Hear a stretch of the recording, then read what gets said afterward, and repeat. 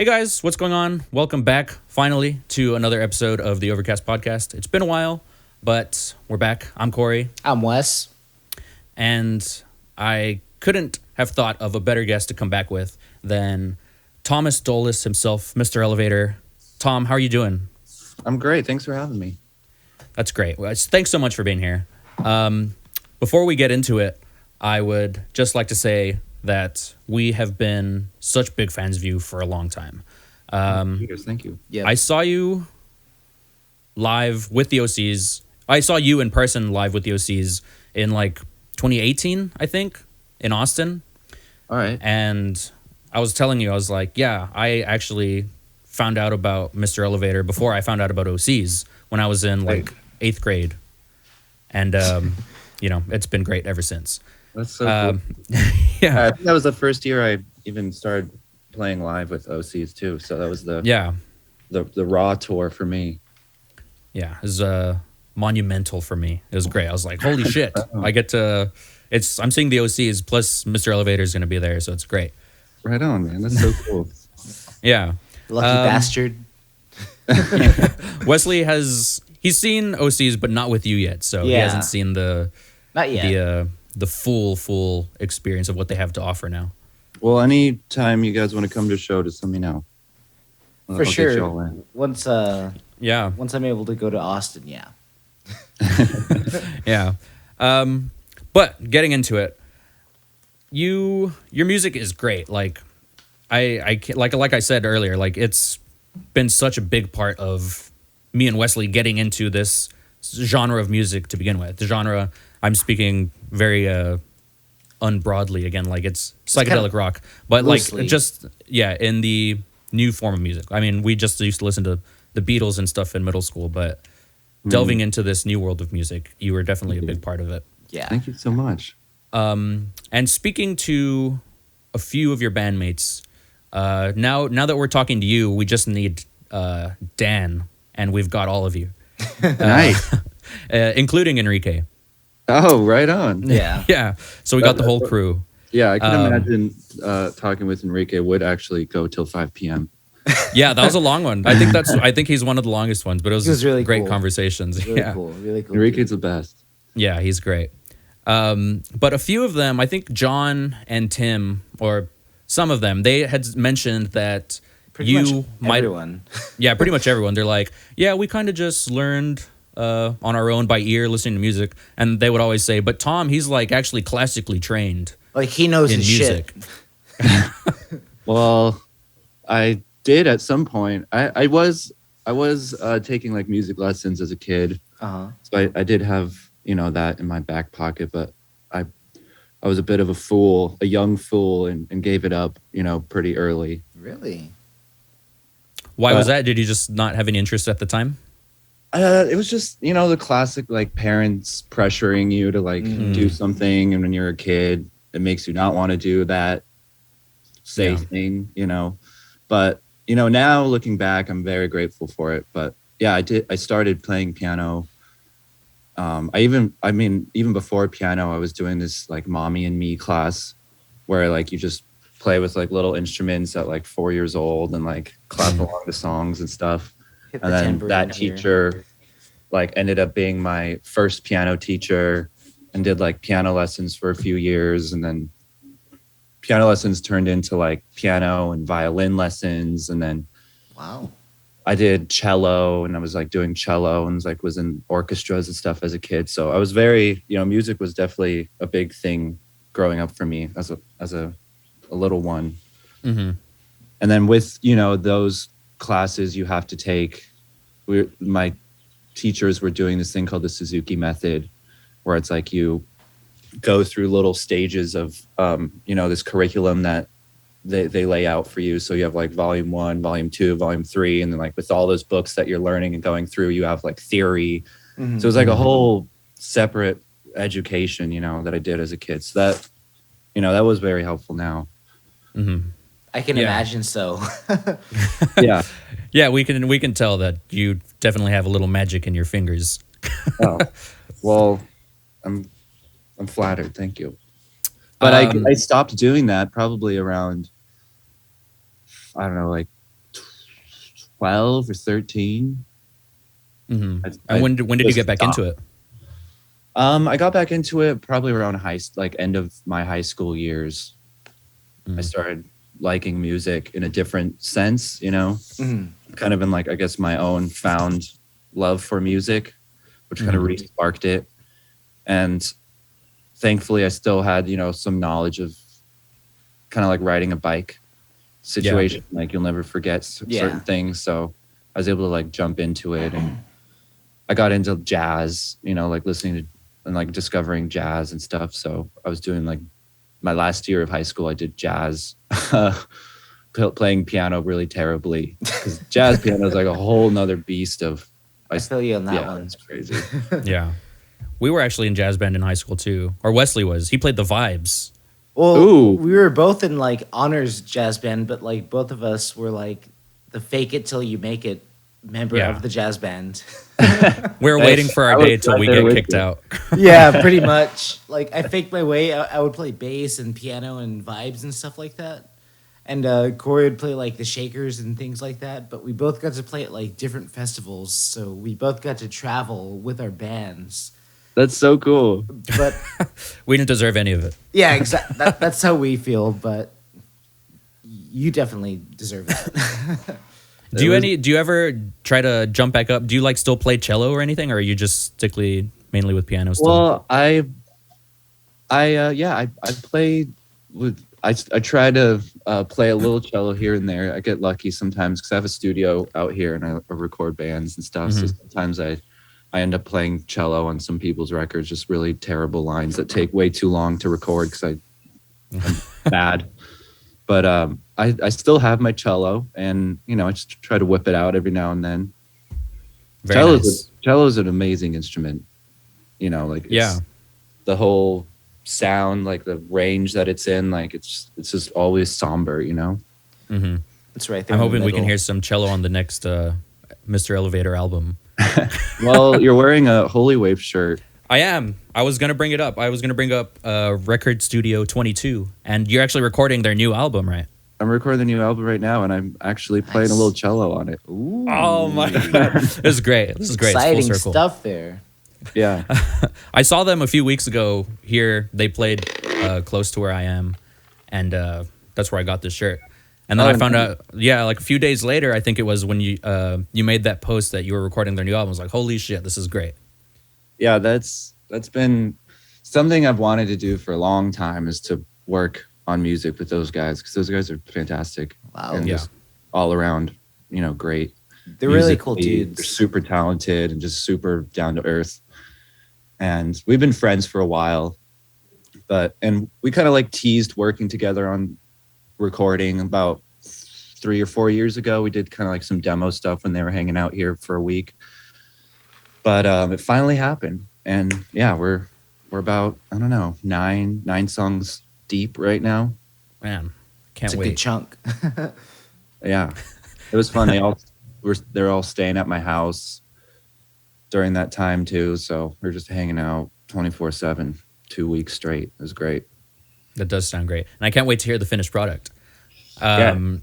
So, what? Because I know, like, what sparked you starting Record Studio 22? Like, what was the beginnings of that? Well, I guess I've always kind of had like that bug for wanting to figure out how songs sound the way they do, Mm-hmm. Like when you hear songs that really impact you and there's just really strange sounds and stuff, I always was curious how that was possible and like how they achieved that. And I had a long stage of, trying to understand what recording was and like the difference of like, because when I was growing up, that was like the garage band MacBook era. That was like the first accessible, easy thing, Me and Wesley are still in that era right now. That's Yep. what we're recording. Yeah. Dude, I'm a big garage band fan. But there's, and there's certain things with garage band, which I'm sure you can tell, like when you just use like the mic on your MacBook, there's like that weird like phasiness Oh yeah, Yeah. for sure. that just like covers that whole track. which is charming in itself. You know, it's like the garage band flavor. But you know, so it started with like trying to understand that, and then being like, oh well, back in the day they used like tape machines. So I like started with like those like interview cassette recorders that you see in like, you know, Like Law and from Order and Walmart shit. or Yeah. something. Yeah. So I was like recording stuff like live, like on that, and I was like, this still doesn't seem right. Like, just really dumb. You know, I could have probably done some internet research and gone to my conclusion faster through that. But you know, I was just doing a lot of weird experimentation of like how to understand it. But then I don't know, it just kept building up and building up. And when Mr. Elevator was starting to like be more serious and want to record music and stuff, we worked with a few different engineers, which was fun and, you know, also inspiring in itself. But also, I always kind of reached this point where wasn't really like satisfied with how it was coming out and everything. So I just wanted to learn how to do it myself in a way so I could figure out how to get what I was trying to hear in my head. And that's still what I'm doing. Still trying to just figure it out to, you know, translate what, you know, but it's so fun. I mean, I have that nerdiness in me where I just like to go ridiculously, you know, nerdy with audio stuff. And I think I would be the same I way. just get a joy out of recording so much. It's really fun, especially working with other bands. It's really fun to like collaborate and not per se be much on like the musical side, but on like an engineer side is really fun. Yeah. Wesley was saying that we'd probably do the same thing. I mean, we try to with GarageBand and we get results that we're kind of just like, it's not working out. And so it kind of deters us. But slowly but surely we're upgrading. No, I mean, that's the name of the game though. You know, you use what you have, and I don't think necessarily you have to have top of the line stuff to achieve great stuff. You know, it's just about, you know, recording is about like you figuring out something at that moment and it's getting translated that way, you know. And, you know, you hear bands that record at crazy studios and necessarily doesn't sound good. And then you hear some records where they like did themselves at their house and you're like, this is great. Yeah, we've definitely heard some of those albums in the past. Yeah, so I don't think there's any like right way to do it when it comes to recording, and I think that's the joy of it. You know, you're just figuring out strange things that are very, very personal. It's funny that you mentioned that, because that's kind of how like you know, we tried to make a band in the past, and that's kind of how our first song came to be. I remember just, you know, our other friend Justin, who's now like a recording master now, he was just, you know, playing the bass. He turned around and started playing this riff. And then he started recording that onto GarageBand on my MacBook at the time. And then we were like, all three of us were like, let's just make a song tonight. Let's make a band. Yeah, we finished that song in a night. Yeah. And then like the next week we're like, let's make another song. And then when we're trying to make a song, nothing comes of it. Nothing can happen. Yeah, that's the crazy thing about it. But that's also the thing that you just keep chasing, you know? Yeah. Something that I really like about your music in particular, when I first discovered you, it was Nico and her psychedelic subconscious. That was like a big album for me because I would listen to it nonstop. And then after that, it was that one, and then When the Morning Greets You, and then your latest album, Goodbye Blue Sky. And one thing that I was really interested in was you can kind of tell with the first two, with Nico and When the Morning Greets You, that there was kind of some similarities in sound, like in terms of like keyboard playing and stuff like that. But when I listened to Goodbye Blue Sky, I was very pleasantly surprised on how different it sounded. And I was just wondering what was the take going into that album. Like, was that shift in sound deliberate, or was it just a natural thing? It was, yeah, I would say it's a bit of both in a way. Those first two records was kind of a different band, which is also why the name changed a bit too, because it was kind of signifying like it's a new band, somewhat. Mm-hmm. The first New two era. records were that first record specifically, Nico, was kind of a consolidated version of like the original Mr. Elevator and the Brain Hotel band, where we were kind of just jamming and we would have these motifs that we would come into as songs. Mhm. And we were always trying to just make a live band more than a recording band or recordings in general. Mm-hmm. And that record was really fun because that was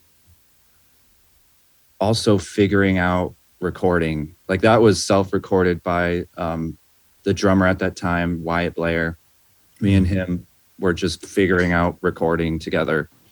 So that record was, has a lot of strange phase and stuff going on. We did that on an 8-track Atari machine and like bounced it down to a Tascam 2-track. So everything was like really blown out and compressed.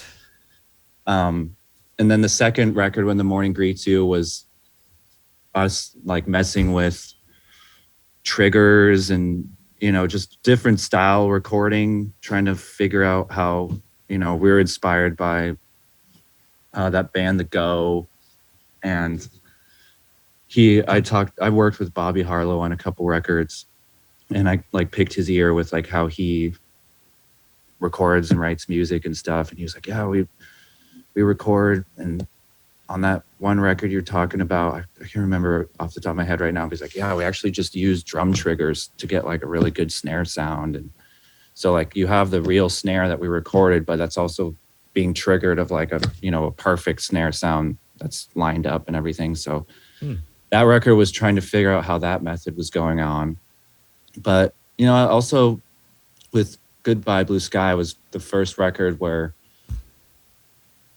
it was just purely me experimenting with synth sounds and, having a new band and a whole new, I guess, inspiration of music that I didn't have before. With the first two records, I was really into pop music, which I still am, but that was kind of the main driving force was, pop music and trying to get my own feel of, psychedelic keyboard pop stuff. And Goodbye Blue Sky was like discovering like electronics and synthesizers and learning like how that whole world works. So it's just, I guess it was just an evolution of what we were going through and learning at that time. Yeah. And that I am a fan of everything. Like it's all been great. And I remember when I saw you live last year with the Osees, Mr. Elevator actually opened up for them. And that tour was incredible because I was just like, fuck, I really want to see Mr. Elevator live, like solo. And they announced that you were opening up for them. I was like, this is great. And it was really cool hearing the different songs and stuff that you picked from each album to play. And cool. It was just a great time. Thank you. Yeah, that was a really fun show. I love Hotel Vegas. Yeah, Hotel Vegas is great. Again, you lucky bastard. I wish I could have been there. Yeah. Your latest release, I believe, was a EP, I believe, Drips Drops, which was more of like an ambient sound. And you had said on an Instagram post when you released it that you had kind of just, got it out while you were recording the new Mr. Elevator album. And when I heard Drips Drops, I was wondering, I was like, could this kind of be like a foreshadowing of what's to come on the new album, or was it just something that you had to get out, the ambient sound? That was just about a bunch of noodling around with with synths I had at the moment. And, you know, it was the beginning of the pandemic, so everything was very separate from seeing anybody.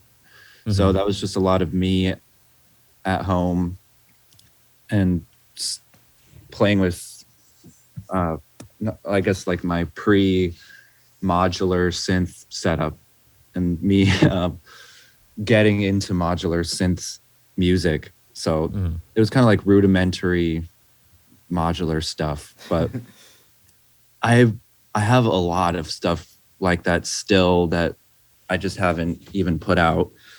And I guess there is going to be some of that, because I do have a new batch of songs that I'm planning to be a new record for Mr. Elevator. Nice. But it's hard to tell what it's going to be shaped as at the moment. But there will be some of that. I don't want to necessarily just do one thing per se. You know, I don't know if I'm going to make just an ambient record. But there's, I mean, right after that period of making Drips Drops spawns like this whole phase where I sold a lot of gear on Craigslist and funded buying a modular rack, and I have a whole modular synth disco record that I also don't know what's going to happen with that. I don't even know if that's going to be Mr. Elevator, but so I'm not sure. But there's been a lot of, it's just been a strange couple of years. So yeah, I'm not sure, you know, what this all transpires into, but it's been also really fun because I think a lot of people have been working on music way more maybe than they have. So I've been working with a lot of records at the studio, so it's hard to like juggle everything and and really focus. But I mean, that is, to answer your original question, is that a precursor? I guess in some ways there'll be there's definitely a lot more of that synth heavy stuff coming. Can't wait for it. I'm excited. Yeah, you said that it's tough to juggle everything that you've been doing, and I think this is something that we've brought up with every single person involved with Osees that we've talked to. Was like, you guys just do so much, not only with the Osees but everybody's solo stuff. Like you have Mr. Elevator, you're recording other people's music, you're with the Osees and all these other side projects that you have going, like with Bent Arcana and Witch Egg and stuff like that. Like, it's just, the output has been insane last year. Was it last year that everything was being released? I don't even know. Yeah. Everything's melding together. last year, the year before. Yeah, something like that. But Post-COVID is just one long year. Exactly. Yeah. Tell me about it. Getting into the Osees, I remember when was it Memory of a Cut Off Head? Was that the first time you had worked with John? Yes, that was the first record. Yeah, and I remember buying that record and from Castleface. Go support Castleface; they're great. And I remember opening up the liners and reading it, and I was like, holy shit, Tomas is on this. Like, Mr. Elevator is on this fucking record. It's incredible. And then the next year, Smote Reverser came out. And the first single, Overthrown, maybe, for Smote. I don't know. But I remember reading that you were on that album too. I was like, this is incredible. And then they announced that you were like officially a member for that next tour or something. But your work with Osees has been incredible. Like, you definitely, I told this to Tim. I was like, this definitely seems like it is for me at least, the golden age of Osees. Like, this lineup, it's just stacked. Like what you bring to the table in terms of sound and stuff blows my mind. It's great. Thank you so much. No, I feel very fortunate to work with someone like John, because John is such an inspiring, you know, prolific, crazy dude. Like, his energy is just constant, like volcanic eruption, you know. Yeah. And he's he's always working on something. He's always doing new things. He always keeps it fresh. You know, he never, nothing's ever stale with him, which is very inspiring too. But yeah, Memory of a Cut Off Head was the first thing I worked on with him, and that started with him just reaching out to me by email. We opened up for the Osees as Mr. Elevator back in the day, and he remembered that show and reached out to me to do keyboard stuff. And it was all done at his house. Memory of a Cut Off Head was all done in his home studio on a 388, and we just sat and listened to the songs, and he would have me set up with a keyboard, and I would just noodle around with something, and he'd be like, "That's great. Let's track it right now." I was like, "Okay." So I would track that thing, and he's like, "All right, let's move on to the next song." Just like boom, boom, boom, boom. Yeah, real fast pace. Man. Which blew my mind. Is like, I can't even like listen to it or like redo it or he's like, "No, it was great. Let's move on to the next one." And that, you know, turned into, I think it was like 4 or 5 live shows we did as like the OCS Memory of a Cut Off band, which was really fun. And those ended with like long the OC song jams, you know, like we did like Block of Ice and some other stuff. So that was also really fun for me to kind of get into like that jam territory that Osees does a lot with live stuff. And it was really fun, like John and I like going back and forth in like a creative, you know, improv scenario that I didn't get to experience with him yet. And from there, it wasn't really solidified that I would be working with the Osees. It was kind of at that point of time, like it seemed like this one-time thing. But then he did reach out to me about like 5 months later and wanted to have me be on Smoke Reverser. So he sent me all the demos that they were doing at the practice space and was like, "These are the kind of like the core ideas of this next record. I'd love if you could do keyboard. We'll have you come out to the studio. We record in Texas Sonic Ranch. You can just like bang out your parts in a day or two." So I was like listening to these, you know, iPhone recordings and like playing and like recording on GarageBand, like my ideas and like sending it back to him, be like, maybe something like this. And at that time was also the time that I was about to have a kid. So it was like all this stuff was just really intense. And I ended up going out there and did all my keyboard parts in I think a day and a half for Smoke Reverser. God damn. Dang. I think a month after my kid was born too. Jeez. But that was also fun because there was you know, the song that's Enrique's name. I think it's Enrique El Cabrador. Or Cabrador, yeah. Cobrador. That song was a song they did as a jam, just set up in the studio. So when I came there, he's like, "Oh, and there's this other song that we just wrote on the spot. Like, you should play keyboards on it." So, you know, it was really teasing for me at that time because I was really just in love with everything that was going on. I was like, man, I would love to just play with these guys. Like, they're all sweet. They're all super great. And it happened.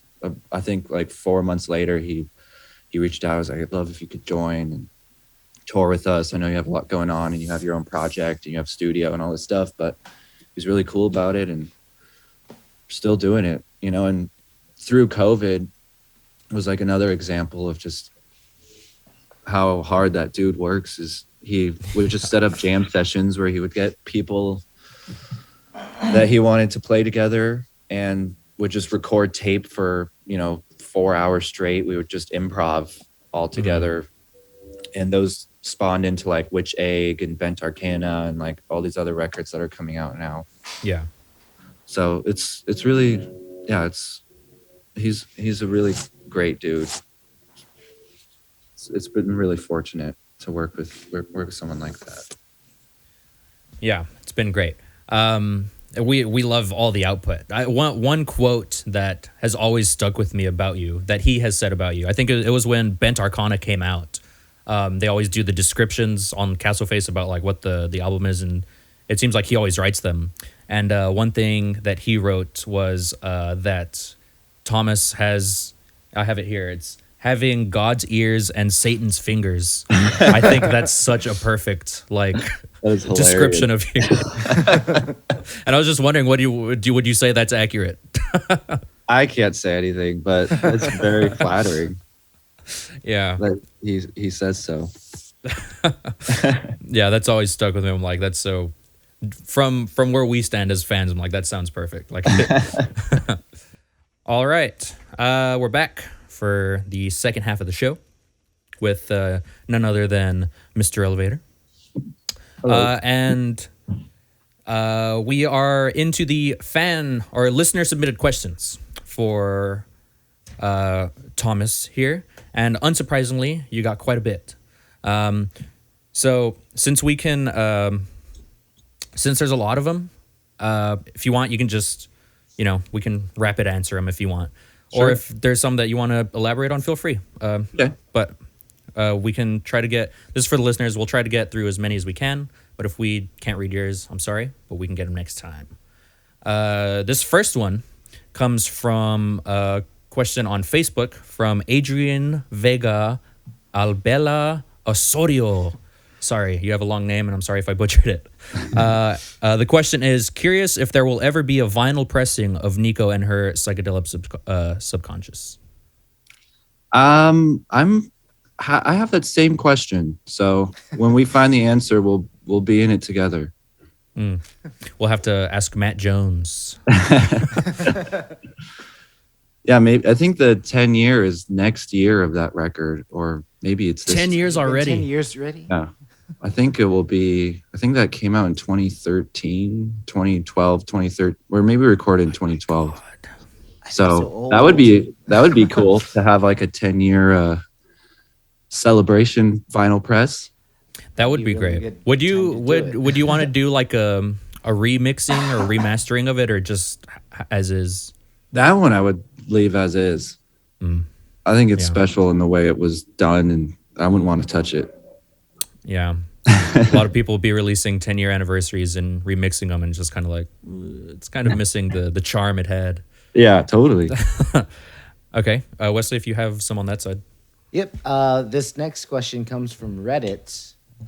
This is from user 42069 69 42069 69 42069. What is the story behind 12-inch synth? Was it really recorded on Enrique's birthday? It was. That was a little time we had after it was just John and I. The rest of the boys went home from recording. John and I were in overdub section for that record, and we just used that night to set up a bunch of synths and do some improv together, and it was really fun. Enrique had a little bottle of LSD and a like Arrowhead water bottle, and yeah, we just spent a whole night playing with synthesizers. It's great. Sounds great. Sounds like a lot of fun.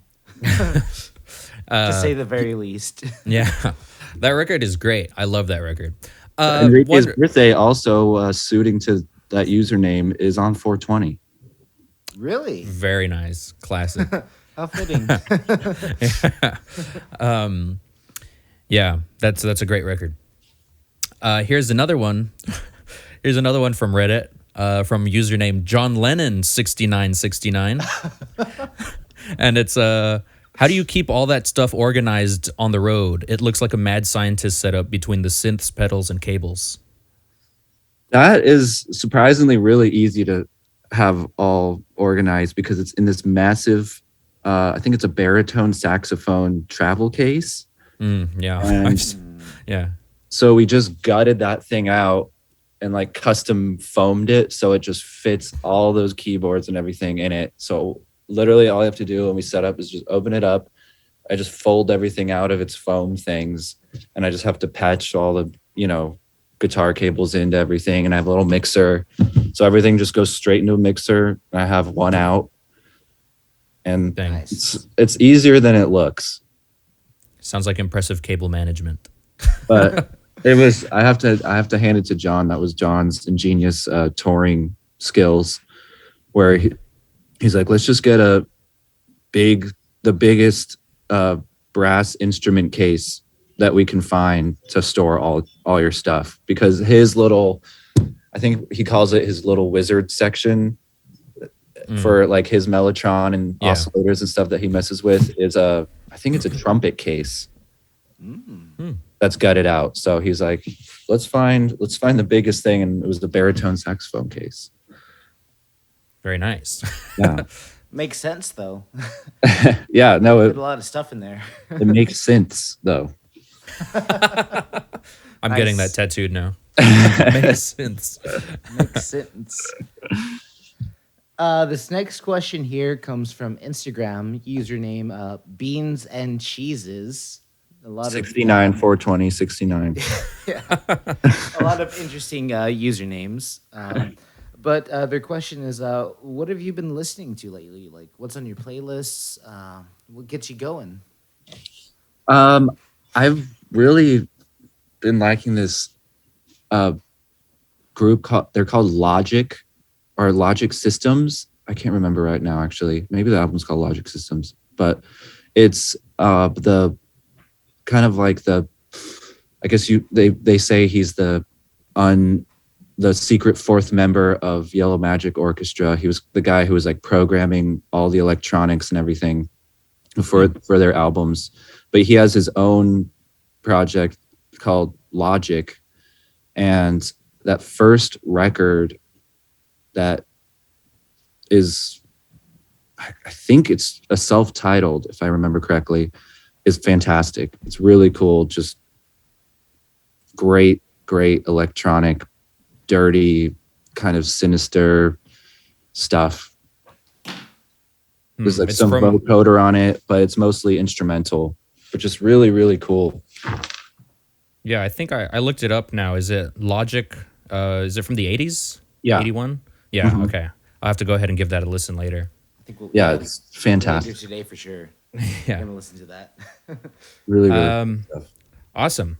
This next question comes from Instagram. It's Ashley Patchley. And she asks, what are your favorite songs to play, Osees and or Mr. Elevator? Osees, man, I would say Encrypted Bounce is always fun when that comes up in the set.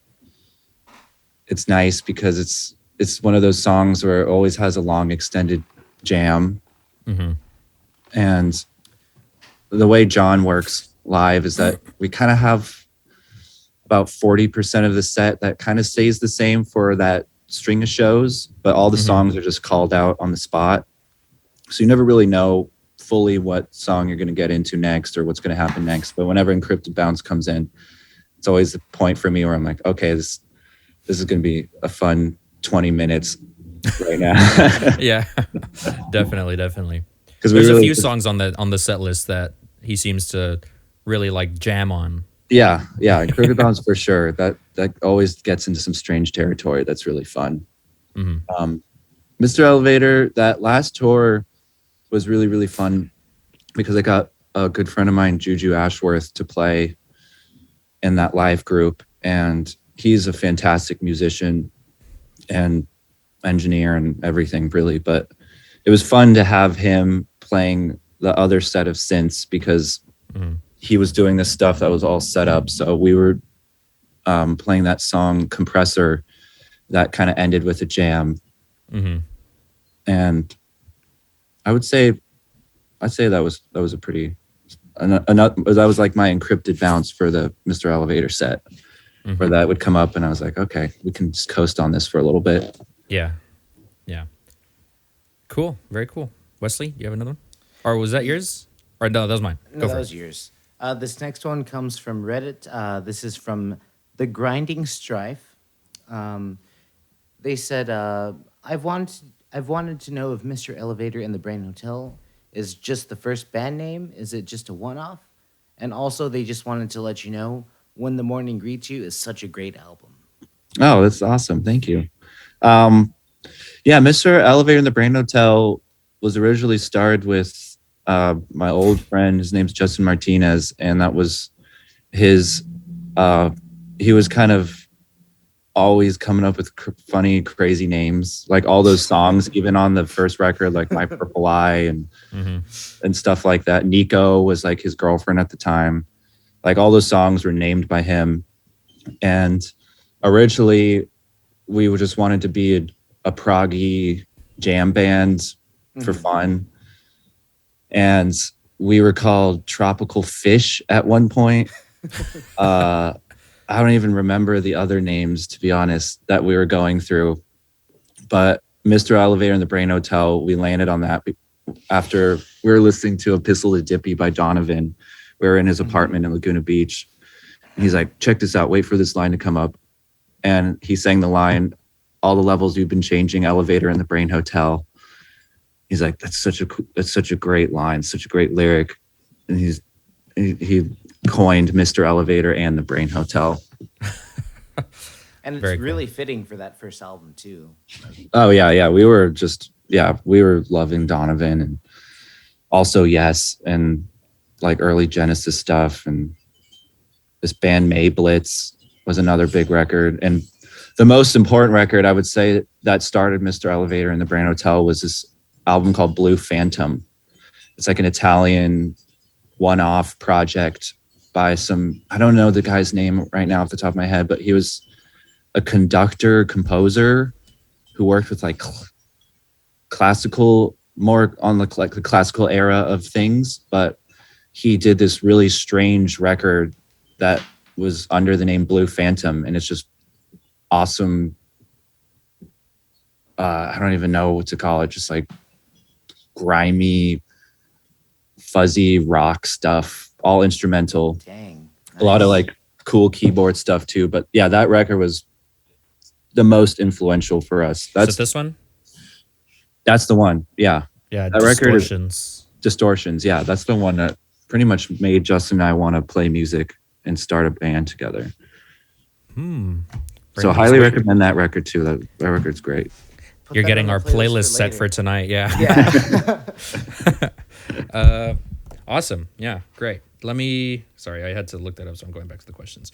Here's another one from Reddit. This one, they ask 3 questions, so feel free to just blast through them. Sure. It's from Heckfire on Reddit, and they say, here's the first one. For someone starting out on keys, what's a gold star record to study? Would you ever wield a keytar? Which is a great question. And what's the most surprising thing about touring with Osees? Good gold record to start on for keys. That is tough. I mean, I guess it depends on what really, but what started it for me was Ray Charles was a big inspiration for for me personally to get back into learning like piano and keyboard stuff. Ray Charles was big. The Doors obviously were a big thing for me too. Like Ray Manzarek's organ playing was really fantastic. To Ray Manzarek, he's like a god to me. Yeah, he's I amazing. love him. Playing But- bass with his left hand and then Dude, insane. yeah. Absolutely insane. Like, oh, we don't have a bass player. Nobody sounds right. Good thing I have my left hand. And he would also not just do typical bass lines either. Like he wasn't like, oh, I can play, I'll just do bass with my left hand. I can just do like rudimentary, simple bass stuff. Like he was doing some really cool, bouncy, like boom, boom, boom, boom, boom, boom, boom, Yeah. boom, boom, while like insane. Guy's a maniac. But yeah, definitely. But I don't know. But then there's, Emerson, Lake and Palmer. If you have that prog bug in you, that stuff is absolutely insane and ridiculous, but also very, very good. Mm-hmm. Tarkus, album Tarkus by Emerson, Lake and Palmer has some fantastic keyboard shredding on it. Would I ever wield a keytar? Yeah. For sure. Oh man, if the day that you come out on guitar for like an OC set is the day that I just lose it. That'd be so legendary. I can imagine you just like melting. There's a really cool guitar that I was trying to find, but they're pretty hard to find. But it's a Moog. I don't even know the name anymore of it, but it's a Moog synth guitar, and it sounds and looks pretty insane. It looks like everything you would want a guitar to look like if you're into synthesizers. I Yeah. didn't even know Moog made a guitar. They made one, and it's really cool. It's the one. It's the one, yeah, but they're impossible to find. If you ever get it, you have to make an album that's all the guitar, and you have to have it like that on the cover. Yeah. Oh, yeah. Oh, man. Yeah. If anyone out there has a lead to getting one of those, I will make that happen. You And gotta do like Edgar Winter, like Frankenstein. Yeah, video with it, Frankenstein. too. Oh, yeah. Oh, yeah. and then the last one was, what is the most surprising thing about touring with the OCs? If there is any. Surprising. I mean, I guess all of it, because I've never toured at a capacity like that. Because with Mr. Elevator, it was always pretty small, and like we would try to get out as much as possible, but it was always hard to get everyone on the same page. But with OCs, it's just, I guess the surprising is just how amazing it is to go to so many cities and see so many diehard fans that are super sweet and awesome and just going absolutely batshit crazy for 2 hours straight. Like our sets normally run for 2 hours, and the energy is just trucking. Yeah. On stage and with the crowd, it's cool. Mm-hmm. Whether you're in like America or Europe or South America or Australia, like it's cool, man. Definitely. Seems like it. I enjoy being in the show. I can only imagine what it's like playing for all those crazy people in the audience. Yeah. Do you have another one, Wes? Yeah. But before I get into that next question, I just wanted to say I always go back to that Red Rocks show, and I see that chemistry between you and John, and it's really cool to see, like, he just makes like a facial expression to you, and then you're like, oh, okay. Something like that. It really brings me back to like when I was in jazz band, and we would just like, jam on the weekends by ourselves. Yeah. Away from school. So yeah, it's really cool to see that in like a professional way, and like it sounds really awesome too. And it's not like necessarily jazz, but it's like that psychedelic rock going into jazz, jammy stuff. Yeah. I just love it so much. It's great. No, I love it too, man. It's cool to have someone to that you can do that with in music. That chemistry. This next question from Janice Cord or Janus Cord, not sure how to pronounce that. I do apologize. Janice Cord. But their question generally is just, do you prefer analog or digital? I'm assuming this is in regards to recording things. Recording things, I definitely prefer analog. I like the I don't know, I guess it changes the way you approach what you're doing, and with analog, there's just more time invested in setting things up and like performing your part, especially when you're trying to keep it as analog as possible. The overdub factor with analog recording is a lot more tedious but rewarding. Where it's like on the computer, you could be like, let's just do a bunch of takes, we can comp them, yada yada yada. We can take the best part and like smooch it into the other part so it's all clear. But with analog, you have to really be like, fuck, that one note is off and it compromises that whole take. I have to redo it. But also like the fact of, you hardwiring like what sound you want to get is also, I think, something that leans more into the analog world where you're like, well, I want to figure out what I want right now.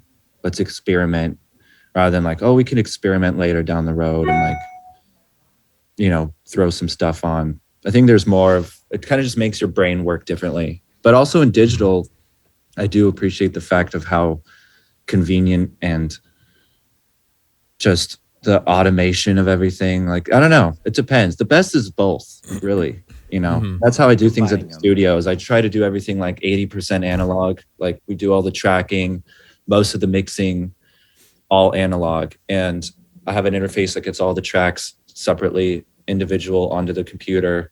And in that process, I do as much mixing as I want and can. So I've like run everything more through outboard gear and like effect sends and stuff going into the computer. And then I have all of that to mess with digitally. And then we can like go further on that, do more overdubs or whatever, and then do all the automation. So everything's like super clean and clear on the computer. So that to me is the perfect blend, is to do both. I'm pretty sure Enrique gave us the same answer when we asked him something along those lines. He's like, yeah, both. I mean, you need a little bit of both to make it great. Yeah. I mean, there's things that one thing can do and the other can't. But in my heart, I'm still more analog. I would happily do a whole analog record. That first Mr. Elevator record was all analog, Nice. like mixing and all the way down to like it was just a stereo bounce that we put into the computer, and then that got mastered. Very nice. Cool. Yeah. That'd be great. And this will be the final question. It's from Instagram, and it is Marky78. And they ask, what's your favorite piece of gear that you own? It's a good question. I guess that's instrument rise or Just anything in general, I guess. I guess we can do an instrument and then just like maybe a piece of recording gear or something. instrument wise, it's hard to tell, really. I fall in love and am forgetful very frequently with things I have, like I'll like fall in love with a certain thing and I get obsessed over it and I'm like only using that, and everything else kind of falls on the wayside.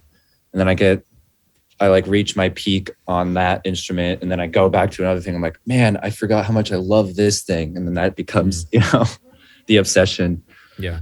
But I mean, on that last Goodbye Blue Sky record, I was really in love with this Casio CZ synthesizer.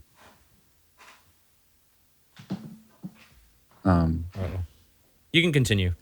Oh, but yeah, that was my favorite piece of gear for that record, and that ended up going on a lot of things. That, and also people who have recorded at Studio 22 know this, but there's a synth in there that somehow makes it on every record that is done there, and it's called a Krumar orchestrator.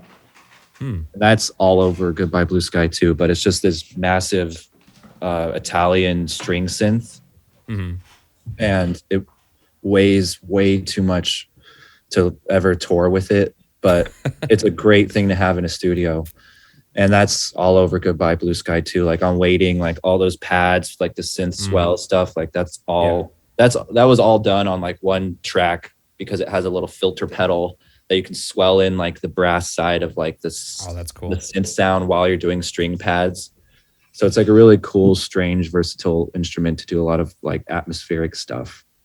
So I think that's my secret love, is the Krumar orchestrator. That's like the underlying one that like, I'll revolve around all this stuff and I'll always come back to that one. I'm like, gear wise, there's another thing that I end up using on everything too, is a RE101 Space Echo. Nice. It's like the very first one. It doesn't have any reverb on it, but I got a screaming deal on it from this guy who was the original owner on Craigslist, sold to me for way too cheap.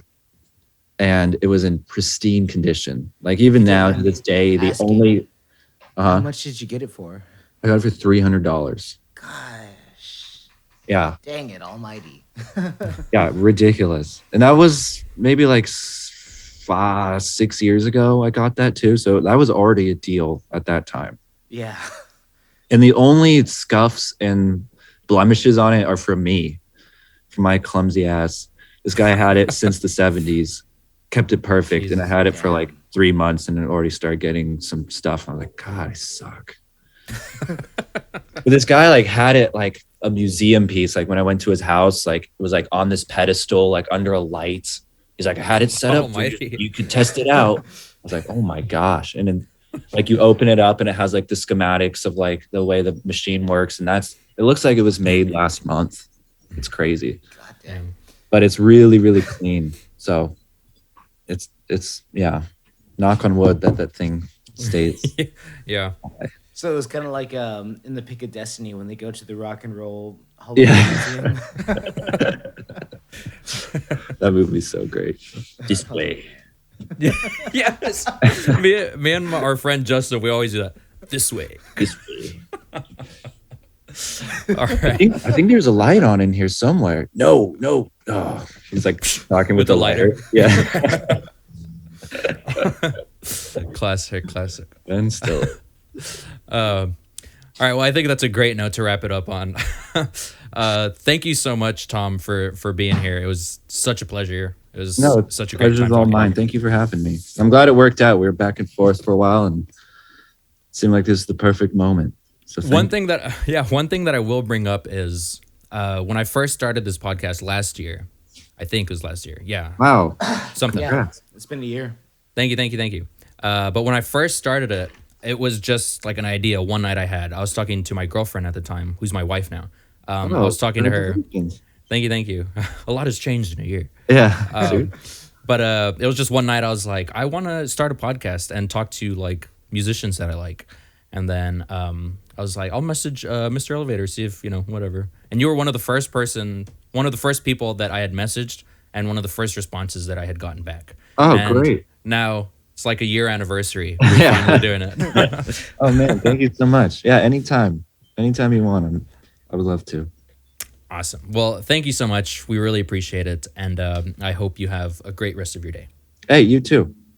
Thank you so much. And like I said, anytime you guys want to go to any shows, let me know. I'll be happy to get you in. Awesome. Thank you. Tim has actually been helping me get into the past 2 times you guys came to Austin. Oh, Tim's the best. Yeah, Tim's great. You But got you I into will those say, 21 plus shows, right? yeah, when I was not 21 yet. Yeah. Hotel Vegas. Yeah, Hotel Vegas. But I will say that there is a sold out show in Austin in a few months. So we'll see when that time comes. Anytime. But yeah, and I think you guys start tour next year in You're doing a few shows there in California. Is it next week already? Next week, we're doing a small run in California. We're doing, I believe, Sonoma. We're playing at a winery, a Goonblock winery. I think that's how you pronounce it. And then we're doing Santa Cruz and then Pioneer Town in Pappy Harriet's. Very nice. Well, so it'll be a nice little California weekend run. Yeah. Then we have a show next month at the Viper Room, which will be very fun. Legendary. Yeah. And then we start our touring really in May. Mm-hmm. And we're doing a lot of England and parts of Europe. And then July we do the rest of Europe. And then September, I believe, is a whole US tour. Mm-hmm. So yeah, starting May, we're back out there. Back to it. Yeah. Nice. Yeah. Well, we can't wait. The world can't wait for more Osees and hopefully maybe eventually some new Mr. Elevator material. But until then, it's been great. And have a good one. Hey, you too. See ya. Later, guys.